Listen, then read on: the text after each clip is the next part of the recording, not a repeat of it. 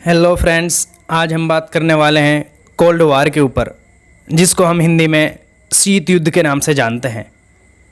शीत युद्ध, इसकी उत्पत्ति किस तरह हुई, इसकी उत्पत्ति के क्या कारण थे, किन कारणों की वजह से उस समय संसार दो भागों में बट गया था। आज हम इन सब के ऊपर बात करते हैं। चलो फिर वीडियो को बिना देरी किए हुए शुरू करते हैं, बने रहिए।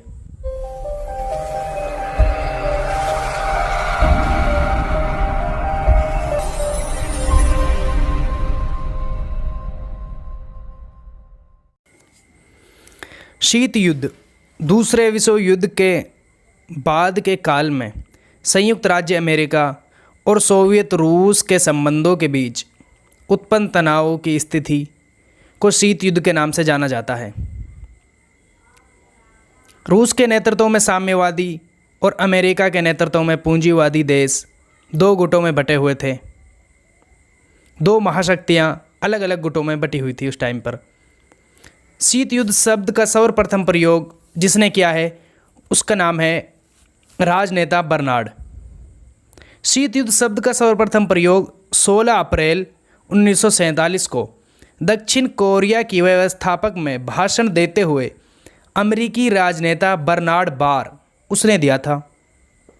लेकिन इस शब्द को जिसने लोकप्रिय बनाया है उसका नाम है वॉल्ट लिपमैन। उन्होंने सन 1947 में कोल्ड वार पुस्तक लिखी थी, जिसके कारण जो ये शब्द है बहुत लोकप्रिय हुआ और आम लोग सब इससे मुतासिर हुए।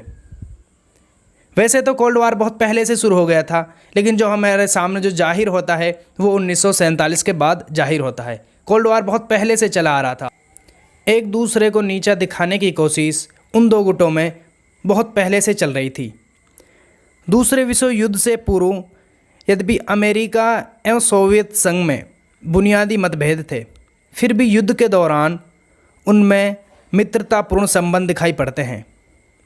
दूसरे विश्व युद्ध की समाप्ति के बाद सोवियत संघ अमेरिकी संबंधों में अविश्वास, संघ का तनाव और वैमनस्य की भावना उत्पन्न हो गई थी। इस तरह एक नए युग का विकास हुआ, जिसे सशस्त्र शक्ति का युग कहा जाता है।